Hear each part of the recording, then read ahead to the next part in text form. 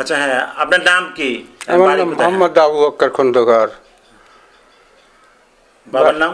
বাবার নাম মোহাম্মদ বালাউদ্দিন খন্দকার, সাংপাড় গোপালপুর, পোস্ট নারিয়াগদাই, থানা সাঁথিয়া, জেলা পাবনা।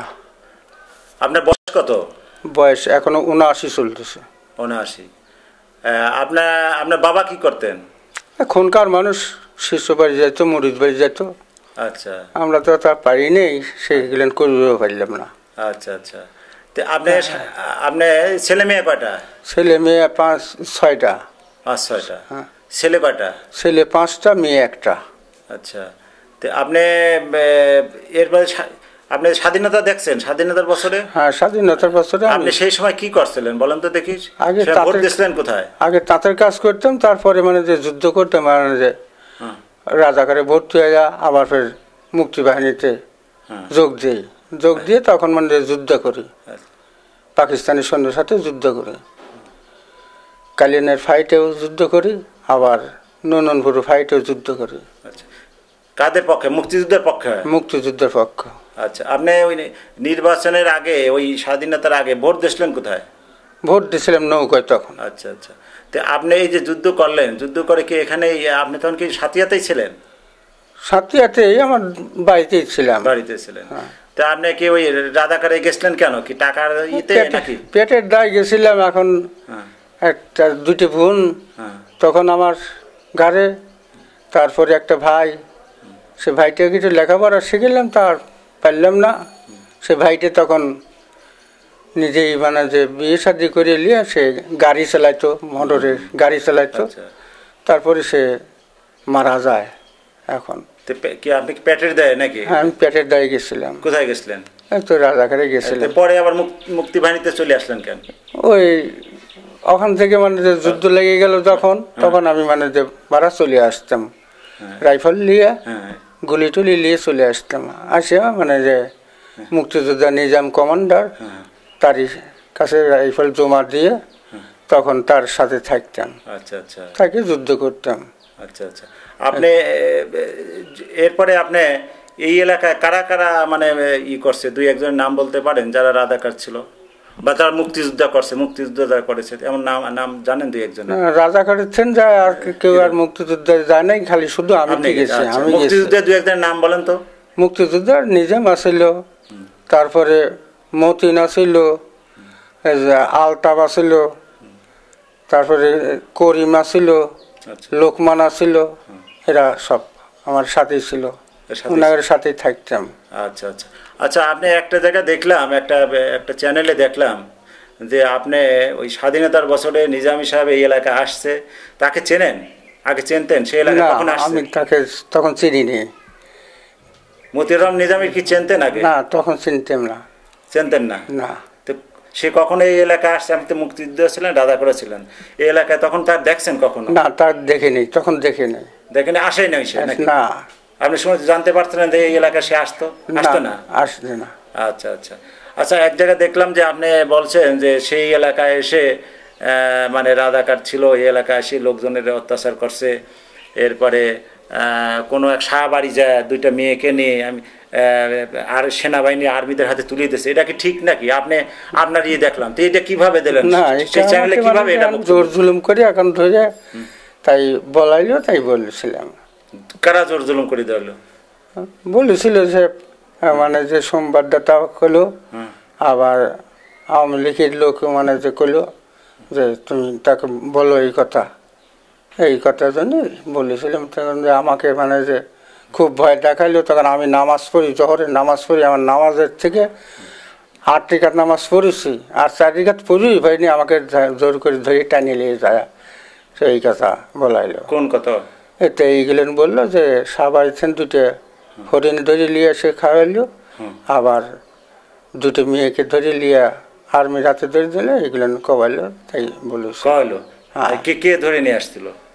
এই রাজাকাররা ধরে নিয়ে আসলো, কিন্তু নিজামী বলে সাথে ছিল, এইগুলো কয়লো। আসলে কি সে ছিল নাকি? না, আমি তার দেখেই নেই, আমার সাথে দেখাই হয় নাই। সে ছিল না। তাহলে এটা আপনাকে জোর করে এটা করাছে? এটা জোর করে করাইলো। ও, ভয় দেখাইছিল নাকি? ভয় তো দেখাবে, আমি হলাম গরিব মানুষ, আমার তো মানুষ ভয় দেখাবে। শুনি দেখেন আমার দেশের লোক আছে, আমি যে কি রকম ভাবে চলতেছি তা এক আল্লাহ ছাড়া আর কেউ জানে না। আমাকে কোনো কেউ সাহায্যও দেয় না, একটা রিলিফও পাই না, কোনো কিচ্ছুই পাই না। আমি এখন চা চিনতে নিয়ে খাই। এখন একটা ছেলেকেও লেখাপড়া শিখেছি। আচ্ছা, এই এলাকার আগে এমপি কি ছিল? এমপি মন্ত্রী কে ছিল বলেন তো? এর আগে, হ্যাঁ, এই ইলেকশনের আগে, হ্যাঁ হ্যাঁ, তখন মানে যে নিজামী সাহেব আসছিল। নিজামী সাহেব? হ্যাঁ। তুমি লোকটা কেমন ছিল? নিজামী সাহেব ভালোই ছিল। ভালোই ছিল। তাছাড়া আমার সাথে কোনো ই করে নাই, আমার সঙ্গে আর আমি তো দেখাই করি নাই, দেখা করতে পারিও নাই। আমি থাকতাম গায়ে গায়ে, আমার পেটের দায়ে আমি মানে সব দেশে দেশে থাকতাম, মানুষের কাছে চা চিনতে নিয়ে আসে ছেলে পেলে মানুষকে ই করতাম যে একটা ছেলেকে লেখাপড়া একটু শিখে যদি কোনো একটা চাকরি বাকরি দিবে পারি, তাহলে পারি সেই তারা ভবিষ্যতে তারা আমার বাঁচবে। তাহলে ওই যে ওই সাক্ষাৎকারে আমি দেখলাম বা লেখছেন যে উনি এই এলাকায় এসে বিভিন্ন লোকের উপর অত্যাচার করছে, এটা এটা এটা কি? এটা তো আপনি তখন মুক্তিযুদ্ধ করছেন এবং রাজাকার ছিলেন, এটা কি ঠিক নাকি? এটা এই যে না, আমি ওই সময় ওনাকে দেখি নেই, আমি ওটা কবির পারবো না। তাও এখন জোর করে আমাকে কয়াইলো, এই জন্য কইছিলাম। কারা কারা কয়াইলো? কারা নিয়ে আসছিল আপনার? যারা নাম নাম নাম কি কি বলেন তো দেখি, দুই একজন নাম বলেন তো। নাম ওর নামই আমার মনে থাকে না। এর নামটা কোন দলের নাকি কোন পার্টির লোক তারা? না, তারা পার্টির লোক, মানে যে আওয়ামী লীগের লোকই তারা। আচ্ছা আচ্ছা, আমার নামই তো মনে নাই।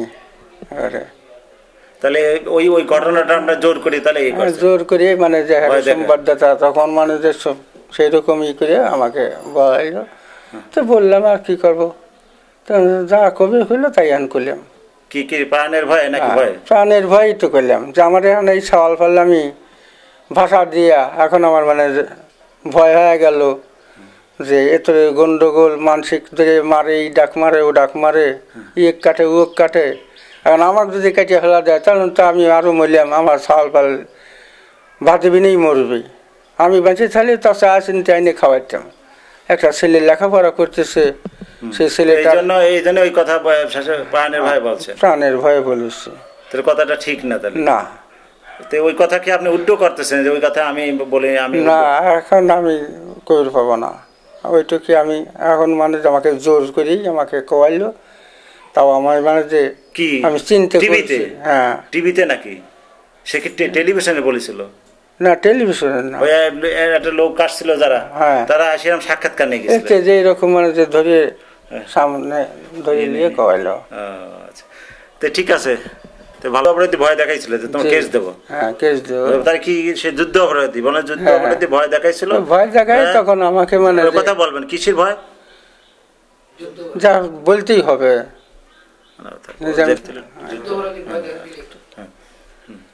1000 টাকা দিয়েছিল, ভয় দেখাই তো 1000 টাকা দিয়েছিল। তারপরে মানে আমাকে ছেড়ে দেয়, তখন আমি চলে আসি।